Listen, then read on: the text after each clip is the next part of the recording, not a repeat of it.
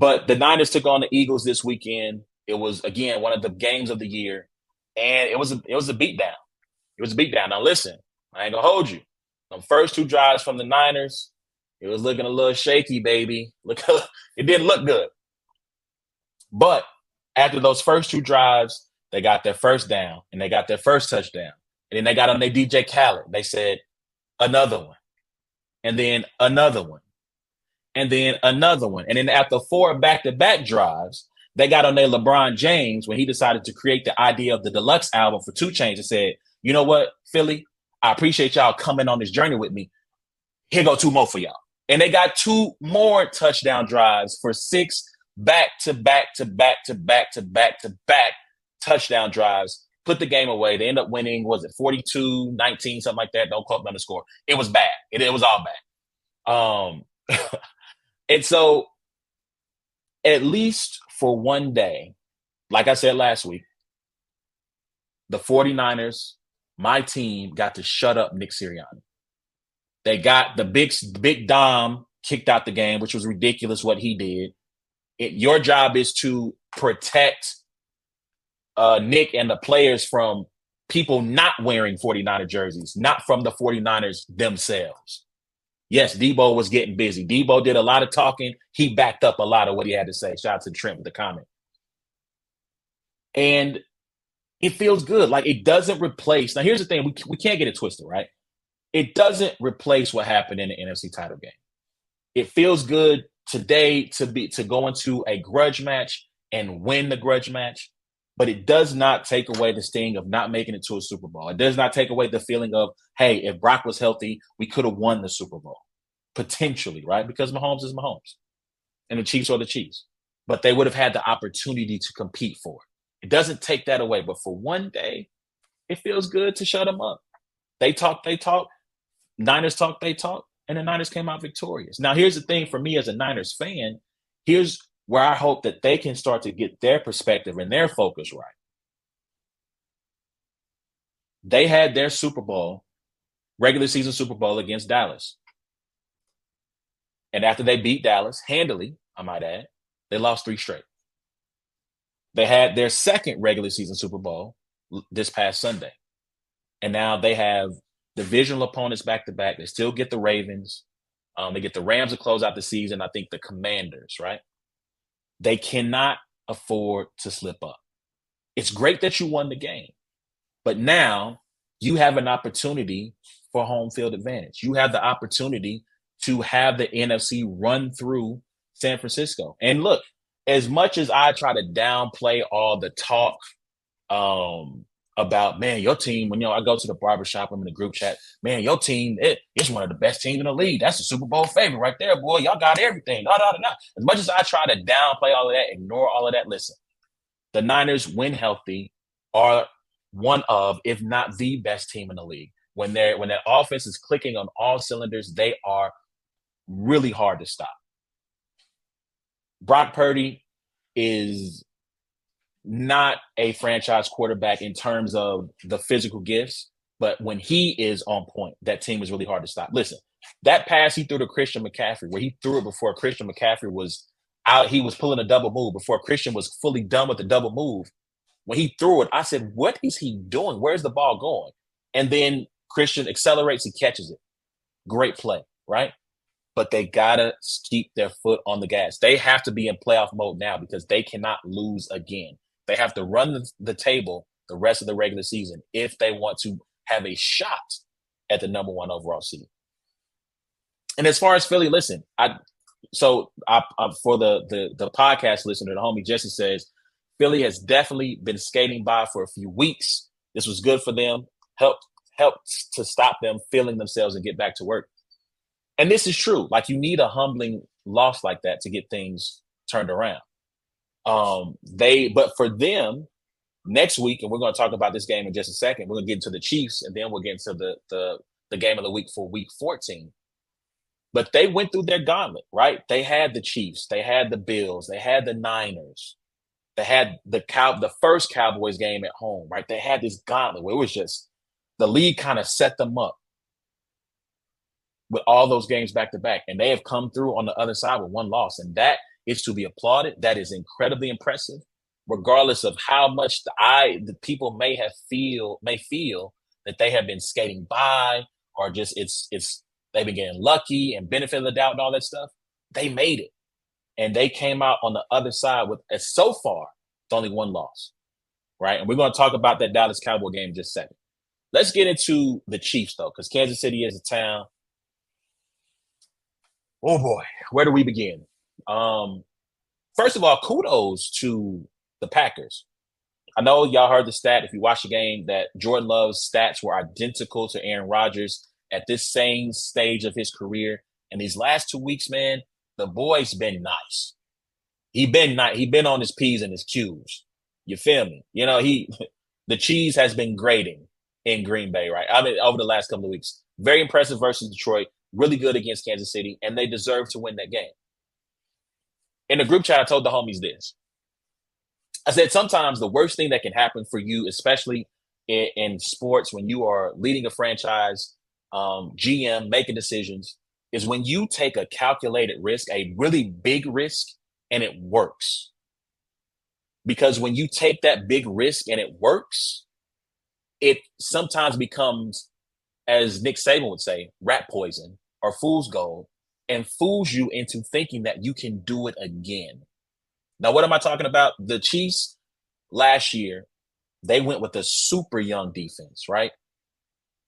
By the time you get to the Super Bowl, their entire back secondary, minus L'Jarius Sneed, was rookies. And Justin Reed. L'Jarius Sneed, Justin Reed, Brian Cook was a rookie, Sneed a rookie. I'm sorry, McDuffie a rookie, Watson and Williams rookies, right? Nick Bolton was in his second year. Leo Chenal, who's getting snaps, was in his first year. I call him Greek. J.J. Watt, George Karlaftis was in his first year, right? So you had all of these young players on the line playing. Mike Dana's like third or fourth year. A couple of veterans, and they were able to win a Super Bowl with that much youth. I think it's like the second youngest team to ever win a Super Bowl, or the team with the most like first and second year players, something like that, right? So the Chiefs go into this offseason. They don't re-sign Juju Smith-Schuster. They pass on OBJ, Odell Beckham. They pass on DeAndre Hopkins, and they come back with a super young wide receiver room, right? This is we're talking Sky Moore, Rashee Rice is a rookie. We're talking Justin Ross, who super talented but health issues. Kadarius Toney, super talented, health issues. All of these guys, rookie contracts, undrafted free agents. I think Kadarius is 3-4 years of experience outside of MVS. Most experienced guy on the roster. Not counting, I forget the young man that they got from the Giants. I can't think of his name right now. But they went young. The guys that they were counting on, all super young. And so Veach said, we got the best quarterback in the game. We got away with having super youth at defense. We're going to do the same thing with our wide receiver room, and we are going to thrive. And that bet, snake eyes. He doubled down on 15 and got the king. Right? Right? He put it all on 00 on the roulette table, and it didn't hit. It didn't. Whatever gambling analogy you want to use, it blew up in his face, and it is not working. And the ceiling for this team, as it stands for this year, is severely limited because Mahomes can only do so much. When you're throwing a ball, when you're having miscommunications with Sky Moore, I forgot about Justin Watson, who's a veteran. Miscommunications with Justin Watson.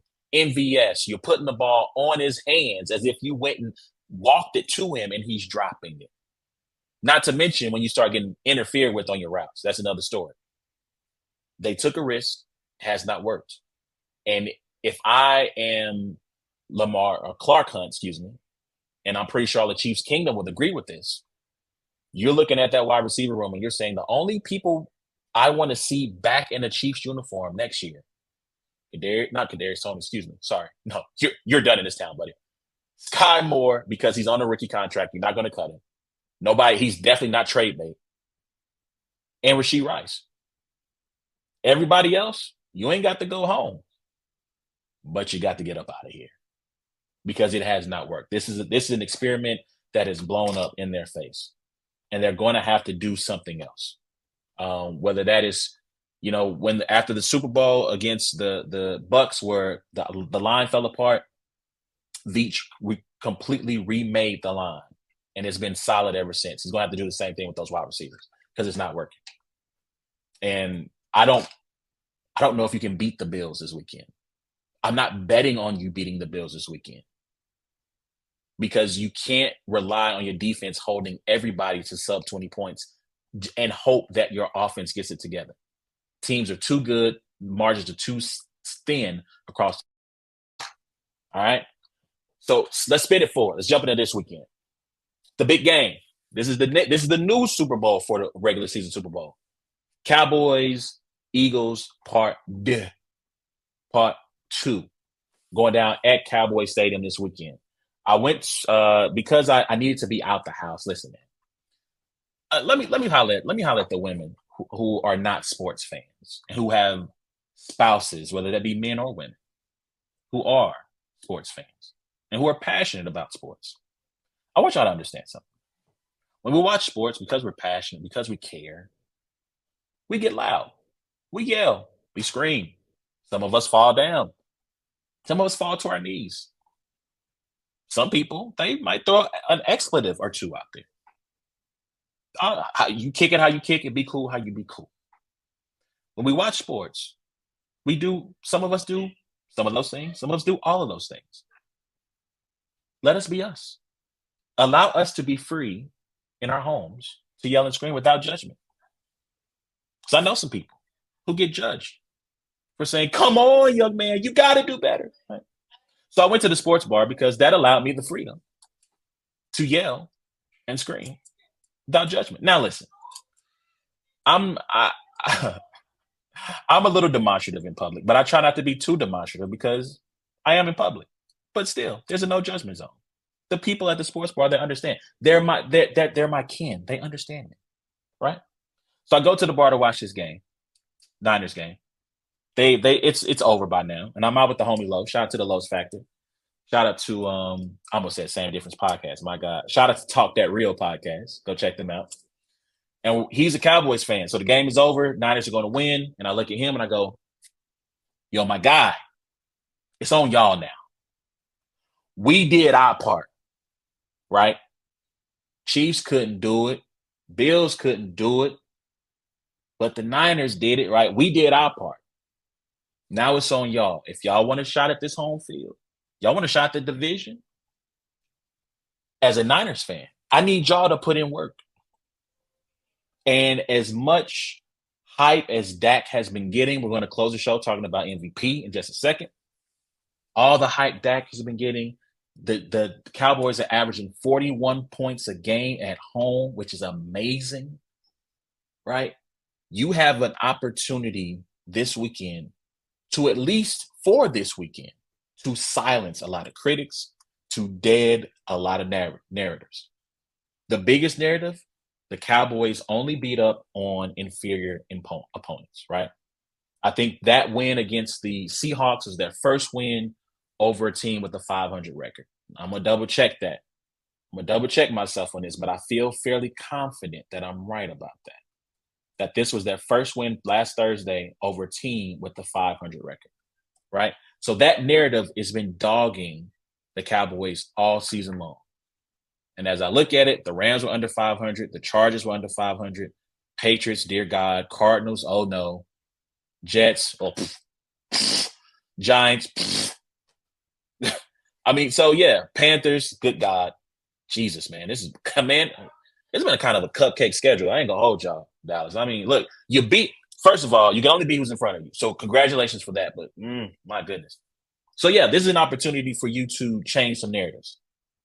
And if you beat the Eagles, split the season series, and even up your record with them at 3 losses apiece, you got a good shot. But then it does not get easier for Dallas. They got to play at Buffalo, at Miami. They get the Lions at home, and then they get an easy win over the Commanders. Ron Rivera will probably be his last game as the head coach of the Washington football team. So you have the opportunity to make some headway and do something and turn this into a truly special season, not only for yourself, but for your fans? What are you going to do? I wish I had the Michael Irvin clip queued up. The Cowboys are going to rise up and take their rightful place as kings. Kings, I tell you. Like, I wish I had that clip ready to go. And if they win, I might play to start the show. But you have an opportunity to put yourself in the driver's seat in the NFC East. And if Philly should slip up one more time, maybe steal the division. What y'all got, man? 41 points at home. Dak has been playing like an MVP candidate. CeeDee Lamb has been on fire. Tony Pollard's playing well. Defense, get it together, my boys. Y'all got a big game coming up. So we'll see, man. Y'all let me know who y'all got this weekend. Let me hear from y'all, man. Hit me up in the comments. Hit me up on Twitter at Brains and Bars. Who y'all got? I'll throw a poll up tomorrow. Cowboys, Philly. Who y'all got winning and why? Should be a great game. I'm going to go with the Cowboys. I think the Cowboys beat Philly at home last year with their backup quarterback. Dak was hurt at that point, and Dak's playing at a high level, and that leads me to my final talking point of the night before we get out of here. Listen, man, MVP. I looked up the MVP odds today, right? Top 5. And Brock Purdy is now the leading or the Vegas favorite for MVP in the NFL right now. Hold on. Let me see. I think Jalen Hurts is second. Hold on. Let me see. So Brock Purdy's number 1. Jalen Hurts is number 2. Dak Prescott, number 3. Tua Tagovailoa is number 4. And Patrick Mahomes is number 5. You know, sometimes we can fool ourselves into believing something if we say it enough. And somehow the NFL MVP has become a quarterback award. And in most seasons, you have a great case where, the quarterback has earned, right? We go back to this meritocracy word. That's the word of the day. The word of the day, meritocracy. That's probably going to be the title of this episode. We talk about meritocracy and earning things. And this year, a quarterback is likely going to win the NFL MVP, but I'm not sure that they may have been the one who is the most deserving or who has earned that NFL MVP over other players. Most notably, at this point in the season, Tyreek Hill. Tyreek Hill yesterday, if you have not seen his stat line, if you're not a gambler, if you're not playing fantasy football, let me give you his stat line, ladies and gentlemen. 5 catches. You might go, okay, 5 catches. Oh, whoop-de-doo. Okay, big deal. Oh, I'm sorry. Let me give you how many yards. 157 yards. So let me give you the full. Let's take that peanut butter, that jelly, and put it all together so you can see what we got. 5 catches, 157 yards, 2 touchdowns, averaging every time he touched the ball, he covered a third of the football field. Football field, 100 yards. Every time he touched it, he took up a third of it, 31.4 yards a catch. I get it. New ownership in Washington. You're trying to feel your way, trying to do this the right way. Let me tell you something, my guy. You play against Tyreek Hill, the most explosive athlete we have in football today. And you single cover him, not once, not twice, not 3 times, but all game long. When we get back to where JFK, I don't know what airport, Dulles, JFK, Ronald Reagan. We get back to Ronald Reagan, Dulles. I don't know which airport y'all landing at. By the time we land, I need your resignation with the pilot. Don't hand it to me. Leave it with the pilot, and I'll get it from him because you are done in this town, bucko. You cannot You cannot be my coach anymore because I cannot trust you, obviously. When you have a player of his caliber and you and after the first time he hit you for 30, not after the second time he hit you for 30, not after You got to go, bro. I can't trust you. I can't trust you. For who? For what? He cooking. He eating all day. Like, come on, fam. Tyreek Hill is the NFL MVP. He should be, without a doubt, number one in Vegas for the NFL MVP. That man said before the season, I'm going for 2K. And with 5 games to go, if he averages, I think it's 100, a little bit over 103 yards a game, he will hit 2,000 yards in the season. He will, I don't know if he'll quite shatter the record for most receiving yards. Let me look that up real quick. Most receiving yards in a single season. Calvin Johnson had 1,964 yards in 2012. Right now, Tyreek Hill is at 1,014.81. Right? So he's probably going to break that. He's already at 1,500, basically, just round up. If he gets to 2,000 yards, he needs to be your NFL MVP. Shout out to Tua. Great season. You're not having the type of success as a quarterback, and the Dolphins are not experiencing the type of success without Tyreek Hill. All due respect to Tua. The person who should be number 2 as MVP is Christian McCaffrey. Christian McCaffrey is, by and large, the reason the Niners are who they are. Shout out to Deebo Samuel. Great game. Shout out to Trent Williams. Phenomenal.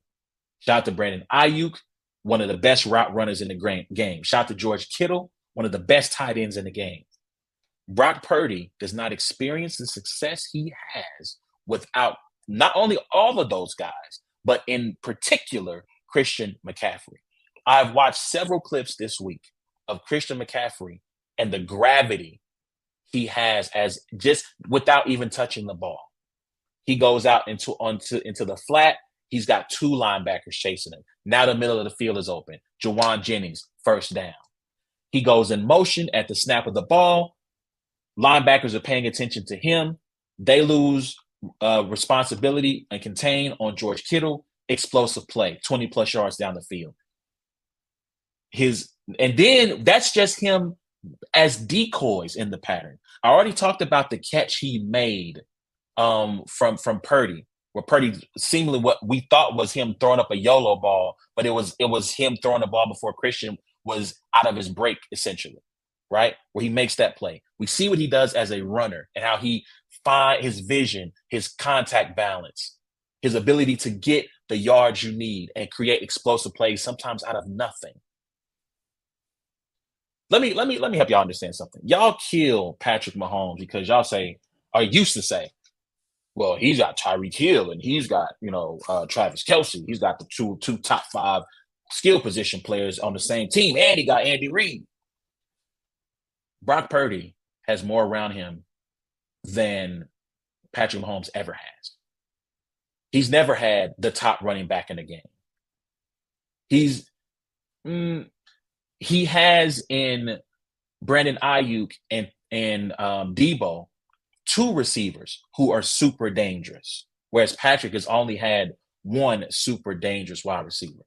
Patrick Mahomes has never had a future Hall of Fame generational left tackle in Trent Williams protecting his blind side. Oh, and to top it all off, he also has one of the best play callers in the game. Oh, and to add on that, one of the best defenses in the game year after year after year.